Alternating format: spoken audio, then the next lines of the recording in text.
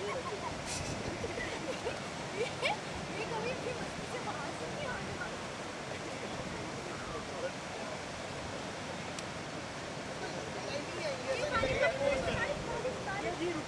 क्या? It's raining, मेरे बाल घुमाने की कितनी चल रही है। ऊपर ऊपर ये बेटा खड़ा करके आपको।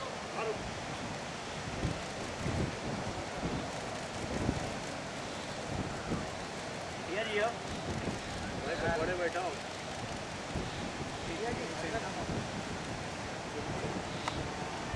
मैम चेंज करो कुछ।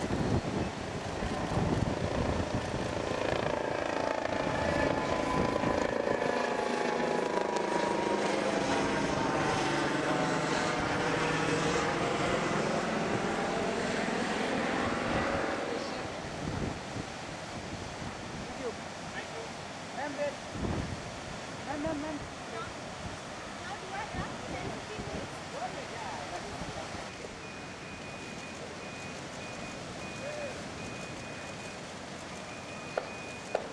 फिल्म का सब्जेक्ट है बांके की क्रेजी बारात। प्रॉक्सी वेडिंग है फिल्म के अंदर। अब मेरा किरदार है, इसका नाम है लल्लन। अपने तरह के बड़े अजीब से अलग से व्यक्ति हैं जिनके लिए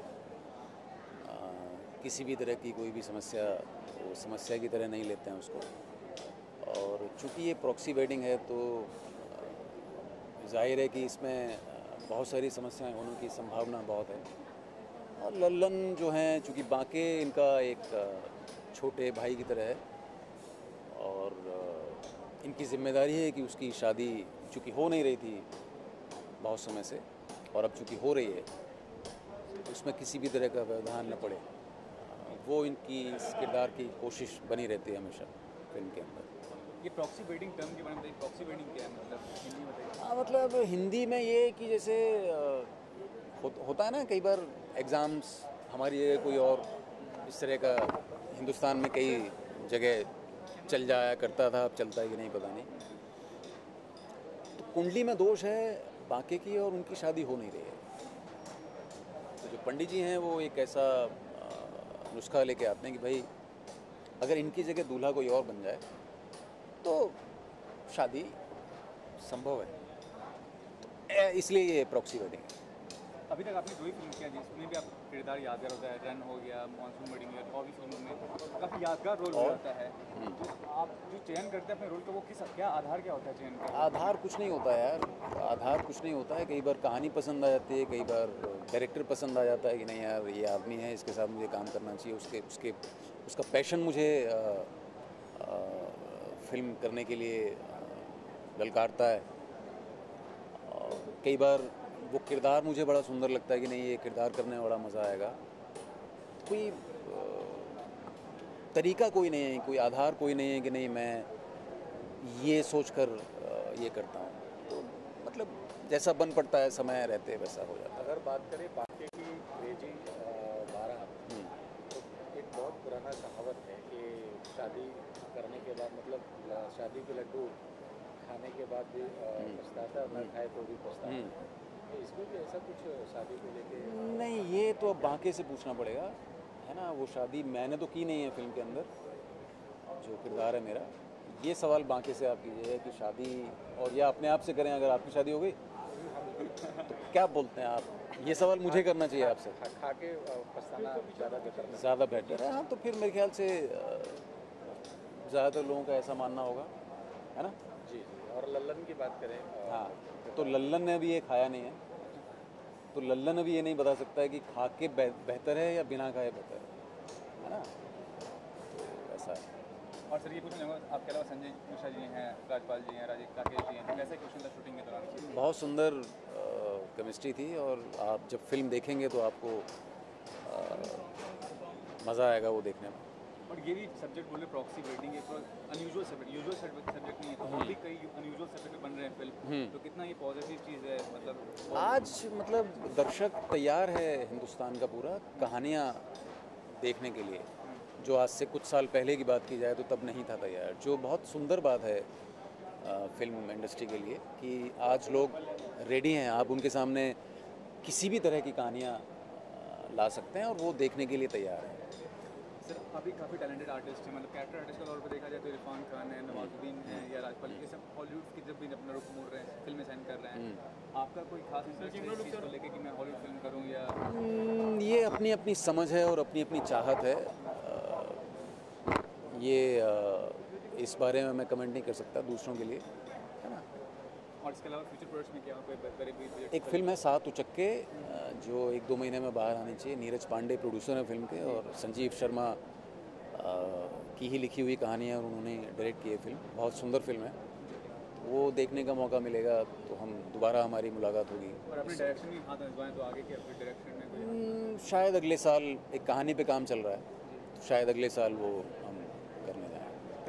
थैंक यू। उदाहरण है कि एक आदमी 6 माइक पकड़, और ऐसा सबके लिए मैसेज है कि ऐसे सपोर्ट करो एक दूसरे को। बहुत अच्छी बात है।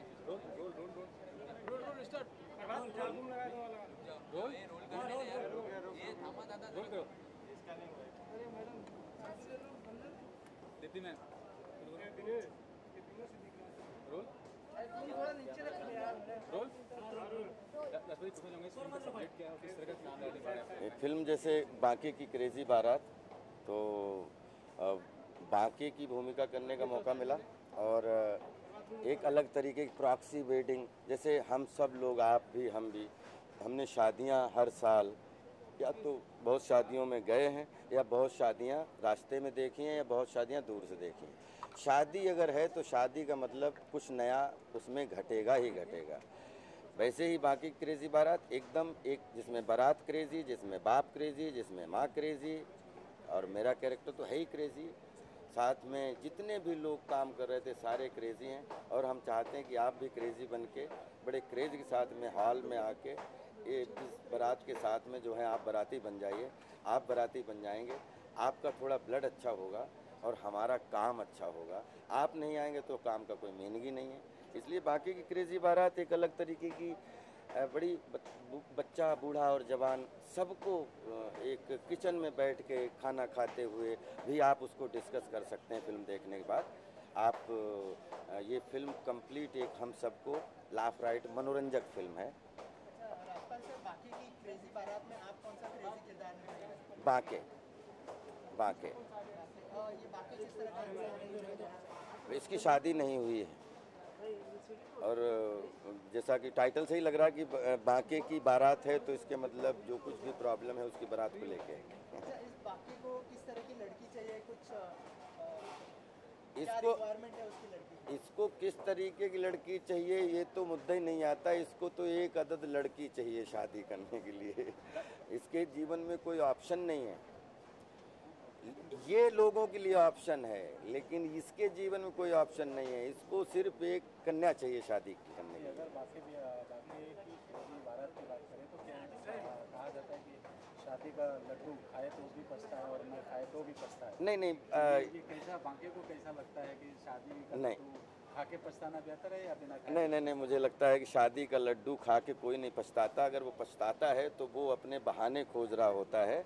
शादी का लड्डू ऐसा है, जो वही लड्डू एक ऐसा है जब आप खाते हो तभी आपको जीवन समझ में आता है, तभी आपको बाप क्या होता है वो समझ में आता है और परिवार में आपकी जिम्मेदारी क्या होती है वो समझ में आता है। शादी से पहले जो लड्डू होता है उसका शादी के बाद का लड्डू से कोई लेना देना नहीं होता है। एक्चुअली जो स्वादिष्ट लड्डू होता है वो बारात के बाद का होता है। अच्छा, बाकी आप बने थे इसके पहले मालामाल वीकली में तो नहीं, उसमें बाजे बने थे। अच्छा, बाजी बने थे, तो ये जो उसके लिए भी शादी के लिए एक बार बार उसका चलता रहता है कि ये शादी होने वाली है। इस फिल्म में कितना अलग होने वाला है या हमें वही झलक एक बार फिर इसमें दिखाई? मालामाल वीकली बिल्कुल अलग तरीके की एक फिल्म है और उसमें एक अलग तरीके की, जिसमें लॉटरी को लेके पूरे गांव का पागलपन है और इसमें बारात को लेके पूरे गांव का पागलपन है। तो मुझे लगता है ये उससे बहुत डिफरेंट फिल्म है। और जैसा कि फिल्म का जो फॉर्मेट है वो कंप्लीट हंसने हंसाने और आप लोगों को जैसे बोलते हैं ना, दिमाग घर पे आराम से पॉपकॉर्न खाइए, खूब देखते देखते अच्छी लाइनों पर हंसिए, अच्छी सिचुएशन पर हंसिए और परिवार के साथ घर जाइए। आपसे पूछना चाहूँगा, बहुत सारी खास फिल्में आती हैं, लेकिन कई सारी खास फिल्में थोड़ी फुहरता भी होती है, जो क्रिटिक्स पसंद नहीं करते, दर्शक भी पसंद नहीं करते, आप परिवार के साथ देख नहीं सकते ऐसी खास फिल्म को। तो इस बारे में क्या कमेंट करना चाहेंगे, और आप उसका एक प्रतिबिंब में आप काफ़ी सारी कोई कमेंट्री इसमें नहीं कर सकता, क्योंकि क्रिएटिविटी में एज एन एक्टर मैं तो किसी को चुनौती दे नहीं सकता। लेकिन मैं एक चीज़ कहता हूँ कि 3 डायमेंशनल सिनेमा होता है। किसी को ये सिनेमा अच्छा लगता है, किसी को वो सिनेमा अच्छा लगता है, किसी को वो सिनेमा अच्छा लगता है। हम एज एन एक्टर, हमें सिनेमा कौन सा अच्छा लगता है वो करने की कोशिश करता हूँ। आप एज ए ऑडियंस जो सिनेमा आपको अच्छा लगे वो देखने की कोशिश करो। और ये भी पूछना चाहूँगा, आजकल मतलब मीडिया में खबर है कि राजपाल हॉलीवुड की फिल्म साइन कर रहे हैं, 2 फिल्म साइन कर रहे हैं, 3 फिल्म साइन कर रहे हैं, क्या सच्चाई है बताइए इस बारे में? बिल्कुल। अब आज पूरी दुनिया एक छोटा सा गांव हो चुकी है, तो ये भोपाल प्रेयर फॉर रेन जो है वो रिलीज़ हो गई बाय ग्रेस ऑफ गॉड, आप सबकी दुआओं से। तो 100% हॉलीवुड के दरवाजे खुली गए। अब हॉलीवुड तो नहीं, हॉलीवुड तो एक है, बॉलीवुड तो हमारी प्रायोरिटी है जिसमें हमारी पहचान बनी। लेकिन मैं इसके साथ साथ 8-9 इंडस्ट्री में और काम कर रहा हूँ, जिसमें तेलुगु फिल्म की लॉन्चिंग किक 2 रिलीज़ हो रही है, जिसमें अभी अम्मा कन्नड़ा और हिंदी में वो कंप्लीट की। अभी तमिल की हमारी जो है 5-6 महीने में जो है वो पूरी शूटिंग वूटिंग शुरू है। बंगाली भी 2 मराठी कर चुका हूँ, 2 पंजाबी कर चुका हूँ। तो 150 फिल्में अगर हिंदी करने के बाद में मैं लगातार, मेरा सपना ये है कि मैं दुनिया में जितनी भाषाएं अलग अलग हैं उनमें भी काम करूं और अपनी जो मातृभाषा है उसमें काम करूं। राजपाल की बात करें तो राजपाल की ऑडियंस एक अलग तरीके की ऑडियंस है, और इसमें क्या कुछ अलग ऑडियंस को नजर आएगा? राजपाल की ऑडियंस जो भी है, जो भी राजपाल हैं वो ऑडियंस की वजह से आज देश के और दुनिया के हर घर को प्रणाम करता हूं, जिन्होंने हमें प्यार दिया, जिन्होंने हमारी फिल्में देखी, हमें आशीर्वाद दिया। और राजपाल यादव की फिल्मों का उसमें कंप्लीट, चाहे कभी सीरियस एंटरटेनमेंट मिले, चाहे कॉमिक एंटरटेनमेंट मिले, लेकिन राजपाल यादव हैं तो आपको एंटरटेनमेंट मिलना चाहिए, ये हमारी प्राथमिकता है। Thank you.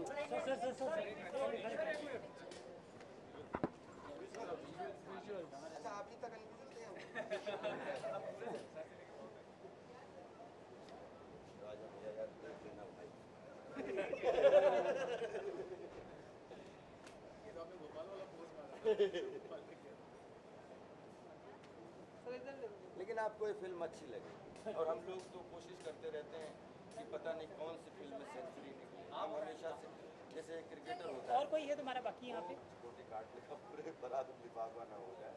तो मेरी शादी में, मैं हमेशा शादियों में बहुत कम खर्चे का सपोर्ट करता हूँ। बारात में जितना खर्चा कम हो उतना अच्छा, क्योंकि मुझे ऐसा लगता है जो बारात में खर्चा होता है वो अगर लड़का लड़की के जीवन बनाने के लिए दे दिया जाए तो शायद मजा ले सके, किसी को बुरा नहीं लगा। ना हमारी शादी से ना आपकी शादी, हमारी शादी भाई अब अगर गन काट के ले जाने की हिम्मत करो तो आपकी फिर क्या शादी का, ये तो कुछ और ही प्रेम है ना। अब अगर सोचो, अब आप सोच रहे ना हमारी क्या मुसीबत है। मुझे लगता है जो छोटे उम्र में अब उनकी ऊर्जा से सच में सीख जाता है ऐसी है। राइट नाउ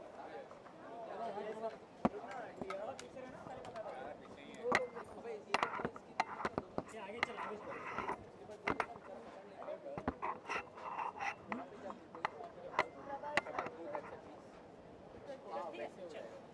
चलो इसे स्टार्ट। रोल क्या हुआ? विजुअल बना रहे हैं। अच्छा।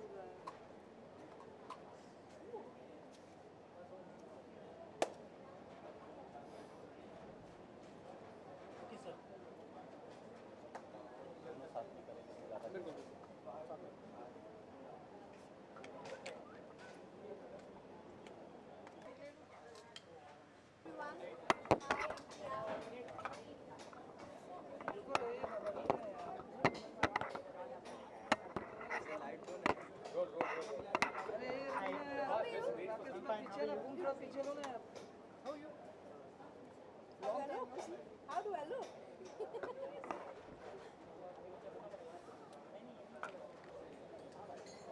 चलो रोलिंग ना, बोलो ना हाँ या ना। रोल सीधा स्टार्ट। Questions? सबसे पहले तो आप दोनों से जानना चाहेंगे कि आपका किरदार होगा आप दोनों का फिल्म।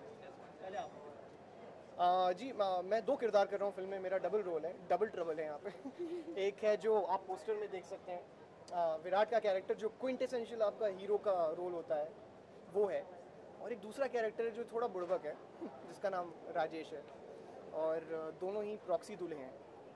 तो दोनों कैरेक्टर करने में बड़ा मज़ा आया, बिल्कुल अलग है और जो मैंने पहले किया उससे भी अलग है, तो बड़ा अच्छा एक्सपीरियंस था। मैं एक्चुअली फिल्म में एक बहुत परेशान सी दुल्हन हूँ, क्योंकि मेरी अचानक से जिससे मैं कभी मिली नहीं हूँ उससे शादी तय हो गई है, और मेरी बुआ आके मुझसे कहती हैं कि बस मेरी शादी तय हो गई, उन्होंने लड़का वड़का देख लिया, और जब लड़के का नाम है बांके और उसकी फ़ोटो देखती हूँ तो मुझे मतलब वही चक्कर आ जाता है, मैं बेहोश हो जाती हूँ, वो इतना ख़राब दिखता है। लेकिन अब मेरी फैमिली को पता नहीं क्या हो गया, उन्हें लगता है कि no he is quite nice, is actually very nice, तो तुम्हें शादी करनी ही पड़ेगी इससे। तो मैं इस डिलेमा में हूँ कि अब मैं अगर घर से भाग जाऊंगी तो मेरे घर वालों की नाक कट जाएगी, और नहीं भागूंगी तो मेरी लाइफ ख़राब हो जाएगी। तो इस डिलेमा में ये दुल्हन पूरे टाइम जो है क्रेजी होती रहती है। तो मैं इसलिए क्रेजी हूँ कि मेरी शादी बहुत ही अगली इंसान से हो रही है। तो कैसी रही केमिस्ट्री अगली इंसान राजपाल यादव के साथ? एक्चुअली अगली इंसान के साथ मैं उन्हें अगली नहीं कहूँगी, बिकॉज एक्चुअली उनकी फ़ोटो नहीं, एक्चुअली वो क्या है कि इतनी बार अगली आप कह चुकी हैं, आप कह दीजिए अगली कौन है, बेचारे अगली पिछली सब बता दीजिए। मैं नहीं बता रही, वो तो आप जान जाइए, लेकिन उन्होंने नो ही इज नॉट अगली, he is a sweet heart. उनके साथ केमिस्ट्री बहुत अच्छी रही। पहले दिन जब मेरा सबसे पहला सीन ही उनके साथ डाला राजपाल जी के साथ डाला, और मैं बहुत नर्वस थी, in fact I was shaking you know when I went in front of him. He was like अरे आप टेंशन मत लीजिए, आप मुझे अपना को एक्टर ही समझिए, एंड कोई सीनियर जूनियर ये सारी बातें आप दिमाग से निकाल दीजिए, मैं आपका को एक्टर हूँ इस फिल्म में, I am acting opposite you, तो आप ज़्यादा इससे ज़्यादा और कुछ मत सोचिए, अच्छे से काम करिए।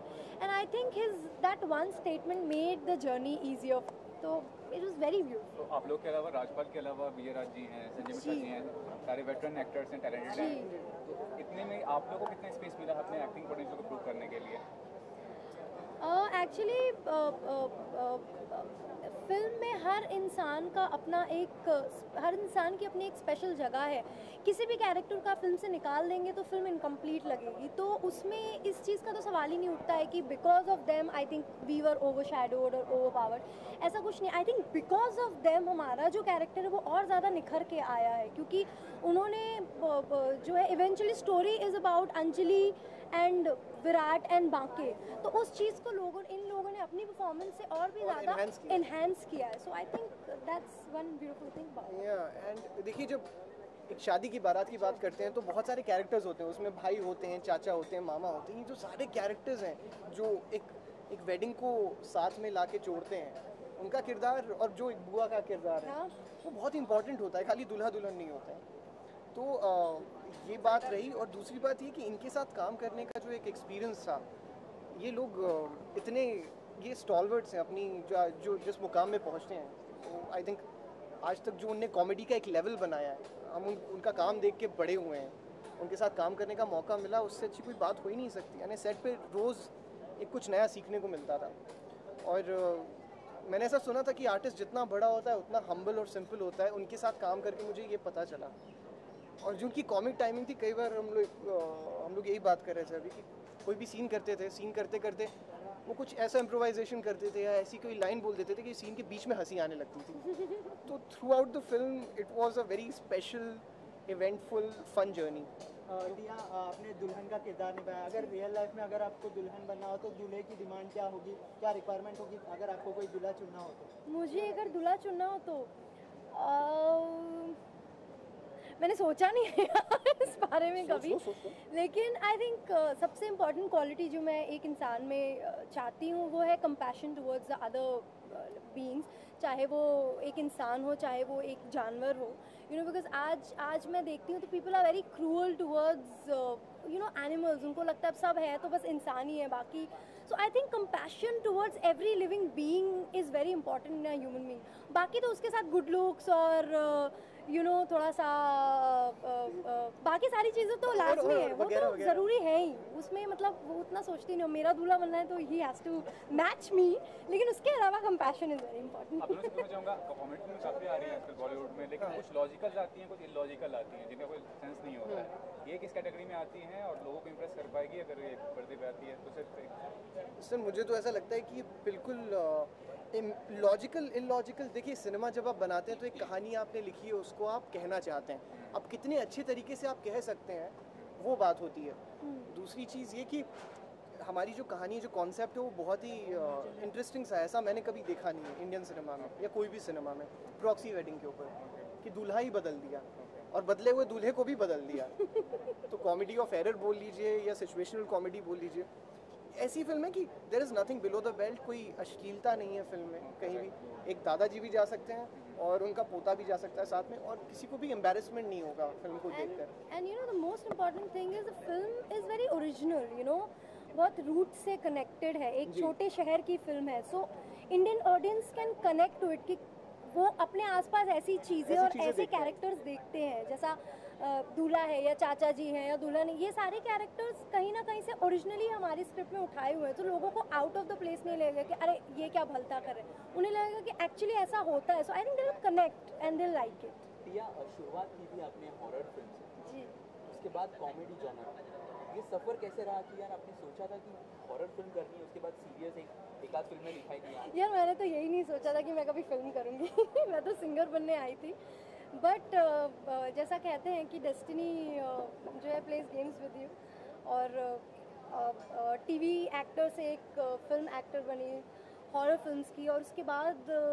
सीधा एक कॉमेडी जॉनरा की फिल्म की। तो मैंने कभी अपना करियर प्लान नहीं किया, जो सामने आता है और मुझे लगता है कि मुझे ये करना चाहिए, क्योंकि मैं दिमाग से नहीं सोचती हूँ, दिल से सोचती हूँ। तो अगर मुझे ऐसा लगता है कि मुझे ये फिल्म करनी चाहिए, मैं करती हूँ। फिर उसके बारे में मैं ये नहीं सोचती कि क्या बैनर है या कौन क्या कर रहा है। अगर फिल्म अच्छी है, क्योंकि आज I think as an audience अगर आपसे भी पूछा जाए तो you would want to go and watch a film which has a good story, not just big names and there is no story, people are doing anything. So I think आज audience बदल रही है, तो I am very confident about this film. तो finally viewers को क्या कहना चाहेंगे आप दोनों इस पर्टिकुलर फिल्म के बारे में?